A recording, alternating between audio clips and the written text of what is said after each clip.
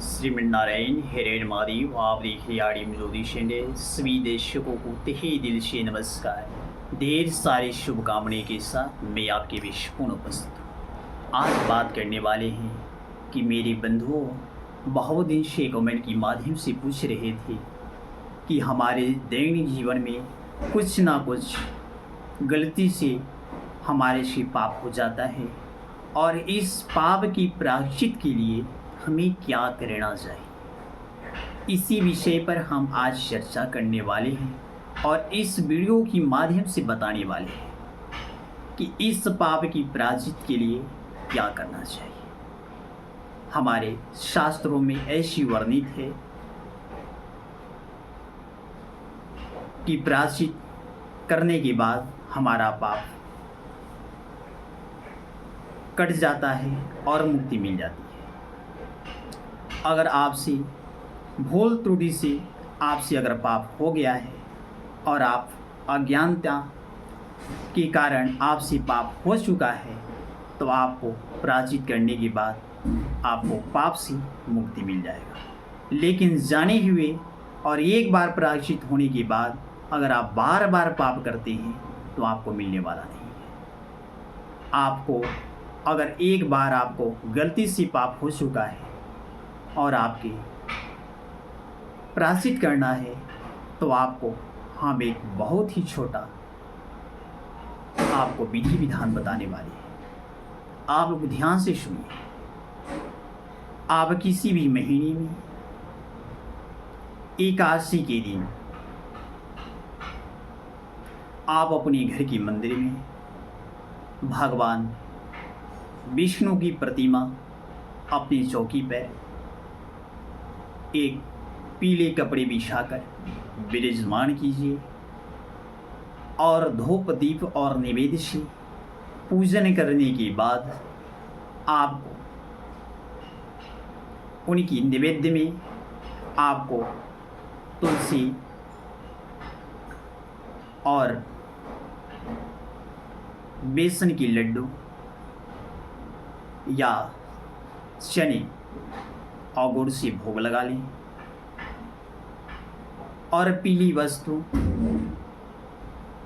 पीली मिठाई, पीली फल का अगर जुगाड़ हो तो आप ले सकते हैं। अगर आपके घर पर खीर भोजन का गाय की दूध हो तो आप अपने घर पर भगवान विष्णु के भोग लगाने के लिए खीर का भी प्रबंध कर सकते हैं। आपको एकादशी के दिन इस पूजन को प्रमुख करना है। आपके साल में 24 एकादशी होती है और 24 एकादशी को आपको प्रतिदिन ये काम करना है। कम से कम 1 वर्ष तक आपके जीवन में जैसा भी पाप हो कट जाएगा। तो आपको उस स्थान पर आपको एक दीपक जलाना है। दीपक अगर चौमुख हो तो अति सुंदर है, वहाँ दीपक जला लें। अगर यह पूजा पाठ आपको हो सके तो किसी नदी या सरोवर के किनारे करेंगे तो और आपको बहुत अच्छा परिणाम मिलेगा। अगर आप घर पर भी करते हैं तो कर सकते हैं, कोई दिक्कत नहीं है। आप अगर वहाँ नहीं जा पा रहे हैं तो आप अपने घर पर भी कर सकते हैं। तो आपको क्या करना है, विष्णु सहस्त्र नाम से आपको 1000 नामों से भगवान विष्णु का मंत्र जप कर लेना है और जप करने के बाद पुनः इसी मंत्र से आपको 1000 आहुति 1008 आहुति दे दीजिए। यानी कि एक छोटा सा हवन कर लीजिए। हवन में आप आम की लकड़ी और हवन सामग्री मिलाकर आप प्रत्येक एकादशी को आप हवन कीजिए। 1008 आहुति दे देना है और आपको 1 साल तक करना है। आपके जीवन में जैसा भी पाप हो कट जाएगा और मुक्ति मिल जाएगा। अब जब हवन कर लेते हैं तो हवन करने के बाद भगवान नारायण की आरती अवश्य कर लें और इस अनुष्ठान करने से पहले आप संकल्प ले लें कि आपको किस पाप से मुक्ति के लिए आप कर रहे हैं, क्योंकि हमारे शास्त्रों में ऐसी वर्णित है कि कोई भी पूजा पाठ अनुष्ठान करने से पहले संकल्प ले लेना बहुत अनिवार्य है, क्योंकि बिन संकल्प की पूजा पाठ अधूरा माना गया है। तो अगर आपके जीवन में जैसा भी पाप हो भगवान नारायण की कृपा से कट जाएगा और मुक्ति मिल जाएगा।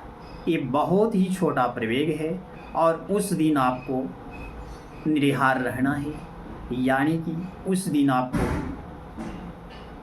फलाहार रहना है। फलाहार रहकर इस अनुष्ठान को करें। आपको साल में 24 एकादशियाँ आती है और 24 एकादशी के दिन आपको इस अनुष्ठान को करना है। तो ये बहुत ही बेहतरीन अनुष्ठान है और अनुष्ठान जब करें तो आप ब्रह्मचर्य जीवन व्यतीत करें और लहसुन प्याज और मंदिरासी